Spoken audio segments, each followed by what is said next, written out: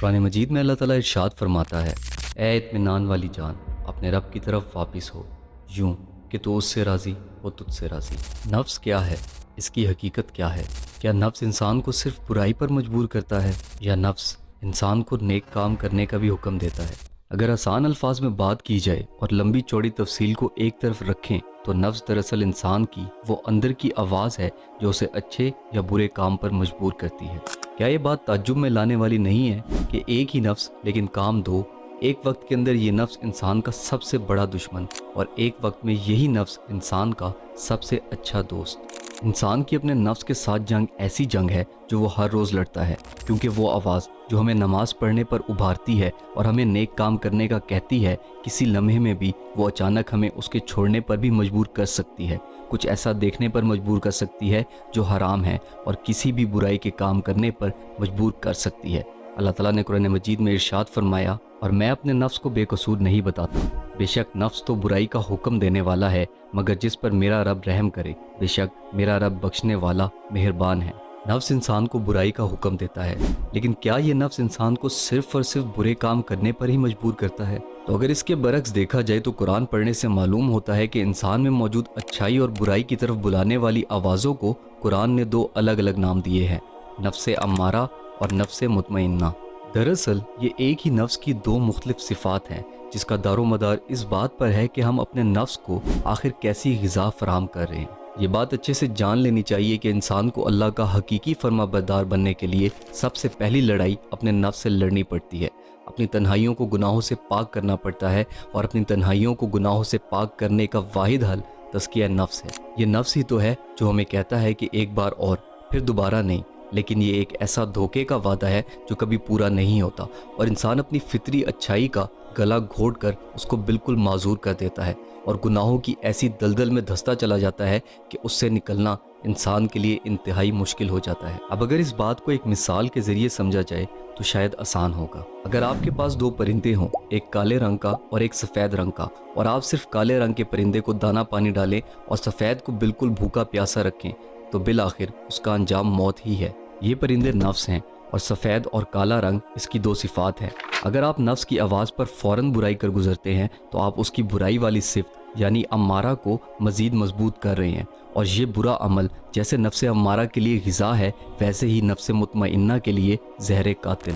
जैसे फ़िरौन ने खुदाई का दावा किया था, बिल्कुल वैसे ही हमारे नफ्स का हमारे जिस्म पर हुकूमत का दावा है। नफ्स मुतालबा करता है कि मेरी ख्वाहिश पूरी करो, मैं नहीं जानता हलाल क्या और हराम क्या है, मुझे सिर्फ वो चाहिए जिसका मैं मुतालबा करूं। हमारा नफ्स दरअसल हमारे जिस्म पर हुकूमत करने वाला एक सरकश हुक्मरान है, लेकिन खुशी की बात यह है कि इस सरकश हुक्मरान को भी दुरुस्त किया जा सकता है। नफ्स से निजात तो नहीं है, तो फिर आखिर ऐसा क्या है जिससे हम इस नफ्स की बुरी सिफ्त को ख़त्म करके इसको मुतमईन कर सकें? तो वो है तज़किया नफ्स, जिसको हमारे प्यारे नबी हज़रत मोहम्मद सल्लल्लाहु अलैहि वसल्लम ने जिहाद अकबर का नाम दिया। यही वो जिहाद है कि जब आप सल्लल्लाहु अलैहि वसल्लम से पूछा गया कि कौन सा जिहाद अफजल तरीन है, तो आप सल्लल्लाहु अलैहि वसल्लम ने फरमाया कि सबसे अफजल जिहाद ये है कि तुम अपने नफ्स के ख़िलाफ़ जिहाद करो। अब जानते हैं कि नफ्स के ख़िलाफ़ आखिर जिहाद कैसे मुमकिन है और कैसे हम इसको अल्लाह का फरमा बरदार बना सकते हैं। तो अब इसमें जो सबसे पहला पॉइंट है वो है नेक अमाल। जैसे कि ये बात पहले गुजर चुकी है कि बुरे अमाल नफ्स की सिफ्त अम्मारा को मजबूत करते हैं और उसे बढ़ावा देते हैं, ऐसे ही नेक अमाल इंसान के नफ्स की सिफ्त मुतमइन्ना को मजबूत करते हैं। अगर इंसान अपनी फितरत में मौजूद वो आवाज़ जो उसे गुनाहों पर मलामत करती है उसको कत्ल कर चुका है और उसका नफ्स गुनाहों से झुलस चुका है और वो वाकई ही अपनी इस्लाह करना चाहता है, तो उसे चाहिए कि वो नेक काम ज़्यादा से ज़्यादा करे। वो इस बात को भूल जाए कि अभी भी वो गुनाहों में मुब्तला है, अभी भी उसकी खलवत दुरुस्त नहीं है, अभी भी वो तन्हाइयों में ऐसे गुनाह कर रहा है जो उसके बातिन को बर्बाद कर रहे हैं। उसे चाहिए कि वो ज़ाहिर में पूरे एहतमाम से नेक अमल करता रहे।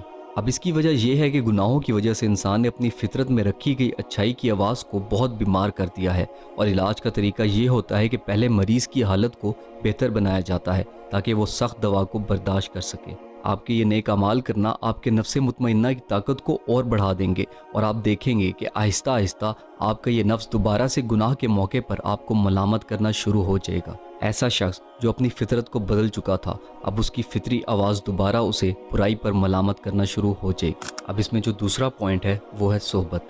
कैसे? चलिए आसान अल्फाज में समझते हैं। शेख सादी के एक शेर का मफहूम है कि अच्छे लोगों की सोबत आपको अच्छा कर देती है और बुरे लोगों की सोबत आपको बुरा कर देती है। अगर आप एक अतर की दुकान पर बैठेंगे तो चाहे आप अतर ना भी लगाएं, आप में से खुशबू आएगी। ऐसे ही अगर आप आग के करीब बैठेंगे तो ना चाहते हुए भी आपसे धुएं की बदबू आएगी और ऐन मुमकिन है कि कोई चिंगारी आपके लिबास या जिस्म को जला दे। इंसान अलहदगी में चाहे जितनी भी नेकियां कर ले, लेकिन अगर उसकी दोस्तियां और सोबत अच्छी नहीं है तो ज़रूर वो दोस्त या उनके दरमियान होने वाली गुफ्तगू उस इंसान को किसी भी मौके पर ट्रिगर कर सकती है। और असल दोस्ती वही है जो इंसान की रूहानी तरक्की का सबब बने और उसको गुनाहों के कामों से रोके। हदीस मुबारक का मफहूम है कि इंसान अपनी सोबत और दोस्ती से पहचाना जाता है। इसके अलावा ऐसी चीज़ें जो आपको गुनाह करने के लिए ट्रिगर करती हैं, उनको कुछ अरसे के लिए बिल्कुल छोड़ दिया जाए।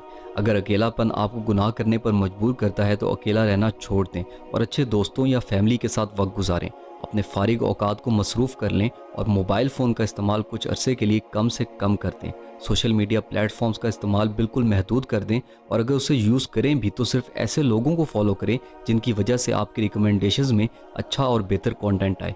लेकिन बेहतर यही है कि आप कुछ अरसे के लिए इन चीज़ों को बिल्कुल तर्क कर दें। तीसरा पॉइंट, दुआ और इस्तगफार। मुसलमान का सबसे बड़ा हथियार दुआ और इस्तगफार है, इसलिए उसे किसी भी लम्हे अल्लाह की कुदरत से मायूस नहीं होना चाहिए और अपनी भलाई के लिए दुआ करते रहनी चाहिए। गुनाह हो जाना एक फितरी अमल है, अल्लाह का फरमान है और हमने इंसान को कमज़ोर बनाया है। ऐसे ही नबी करीम सल्लल्लाहु अलैहि वसल्लम का फरमान है, तमाम औलाद आदम ख़ताकार है और बेहतरीन ख़ताकार वो हैं जो गुनाह के बाद तौबा करें। एक बहुत ही जामे दुआ जो इंसान को उसके नफ्स के शर से बचाती है वो ये है, या हय्यु या कय्यूम बिरहमतिका अस्तगीसु असली शानी कुल्लहु वला तकिलनी इला नफ्सी तरफत आइन। यानी ए वो ज़ात जो हमेशा ज़िंदा रहने वाला है, जो कायनात के निज़ाम को चलाने वाला है, मैं तुझसे तेरी रहमत के सबब मदद मांगता हूँ। दुरुस्त फरमा दे मेरे तमाम मामलात को और ना हवाले कर तू मुझे मेरे नफ्स के पलक झपकने भर भी।